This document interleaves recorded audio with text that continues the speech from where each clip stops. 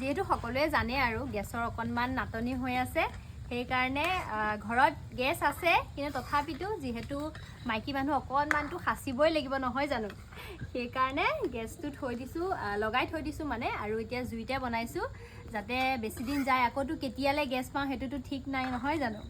মানুহজনে ক'লে আজি যিহেতু ঠাণ্ডা বতৰ ঘুগুনি আৰু ৰুটি খাম বুলি ক'লে এয়া ঘুগুনি প্ৰায় হৈয়ে গৈছে ৰুটিখিনি এয়া ধুনীয়াকৈ বেলি কৰি থৈ দিছোঁ ঘুগুনিখিনি হোৱাৰ পিছত ৰুটি বনাম আৰু এনেও জুইত বনালে খানা সোৱাদে বেলেগ হয়নে নহয় একেবাৰে জুইত বনালে এনেও সোৱাদেই বেলেগ হয় খানাৰ হৈছেনে নাই হৈ আছে বতাহো মাৰি আছে যে জুইটো নুমাই যায় আকৌ জ্বলে বেছি সময় নালাগে আৰু এনেকুৱা হাজবেণ্ড পাবা কৰবাত তোমাক কিমান বঢ়িয়াকৈ ৰুটি বনাই খুৱাই আছে একেবাৰে মই ভাগ্যৰ মূৰতহে পাইছোঁ আৰু দেই মোৰ এখন কপাল নহয়